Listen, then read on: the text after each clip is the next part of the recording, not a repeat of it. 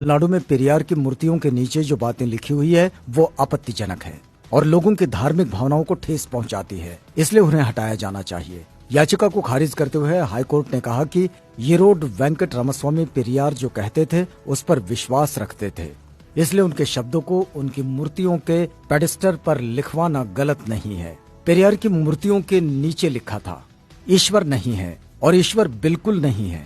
जिसने ईश्वर को रचा वो बेवकूफ है, जो ईश्वर का प्रचार करता है वो दुष्ट है और जो ईश्वर की पूजा करता है वो बर्बर है। ग्रेट पेरियर नायकर के ईश्वर से सवाल। पहला सवाल, क्या तुम कायर हो जो हमेशा छिपे रहते हो, कभी किसी के सामने नहीं आते? दूसरा सवाल, क्या तुम खुशामद परस्त हो जो लोगों से दिन रात पूजा अर्चना करवाते हो? तीसरा सवाल, क्या तुम हमेशा भूखे रहते हो जो लोगों से मिठाई, दूध, घी आदि लेते रहते हो? चौथा सवाल, क्या तुम मांसाहारी हो जो लोगों से निर्बल पशुओं के बलि मांगते हो? पांचवा सवाल, क्या तुम सोने के व्यापारी हो जो मंदिरों में लाखों टन सोना दबाए बैठे हो? छठा सवाल, क्या तुम व्यभिचारी हो जो मंदिरों में देवदासियां रखते हो? सातवां सवाल, क्या तुम कमजोर हो जो हर रोज होने वाले बलात्कारों को नहीं रोक पाते? आठवां सवाल, क्या तुम मूर्ख हो जो विश्व के देशों में गरीबी, भूखमरी होते हुए भी अरबों रुपयों का अन्न, दूध, घी, तेल बिना खाए ही नदी नालों में बहा देते हो? नौवां सवाल, क्या तुम बहरे हो जो बेवजह मरते हुए आदमी, बलात्कार होती हुई मासूमों की आवाज नहीं सुन पाते?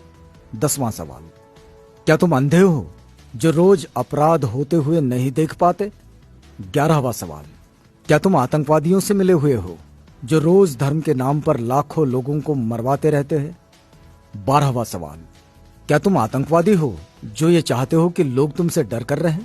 13वां सवाल, क्या तुम गूंगे हो जो एक शब्द भी नहीं बोल पाते लेकिन करोड़ों लोग तुमसे लाखों सवाल पूछते हैं? 14वां सवाल, क्या तुम भ्रष्टाचारी हो जो गरीबों को कभी कुछ नहीं देते जबकि गरीब पशुवत काम करके कमाए गए पैसों का कतरा कतरा तुम्हारे ऊपर न्योछावर कर देते हैं? 15वां सवाल, क्या तुम मूर्ख हो कि हम जैसे नास्तिकों को पैदा किया जो तुम्हें खरी खोटी सुनाते रहते हैं और तुम्हारे अस्तित्व को ही नकारते हैं? 5 मिनट का समय निकालकर जरूर पढ़ो भगवान के कारनामे।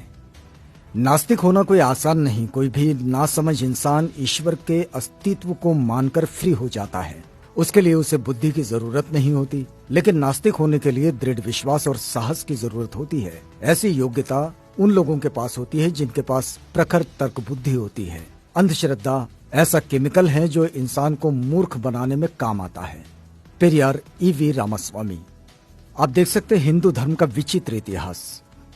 पेरियार लिखते हैं, मंदोदरी मेंढकी से पैदा हुई थी, श्रृंगी ऋषि हिरनी से पैदा हुए थे, सीता मटकी से पैदा हुई थी, गणेश अपनी मां के मैल से पैदा हुए थे, हनुमान के पिता पवन कान से पैदा हुए थे, हनुमान का पुत्र मकरध्वज था जो मछली के मुख से पैदा हुआ था, मनु सूर्य के पुत्र थे, उनको छींक आने पर एक लड़का नाक से पैदा हुआ था, राजा दशरथ की 3 रानियों के 4 पुत्र जो फलों की खीर खाने से पैदा हुए थे, सूर्य कर्ण का पिता था।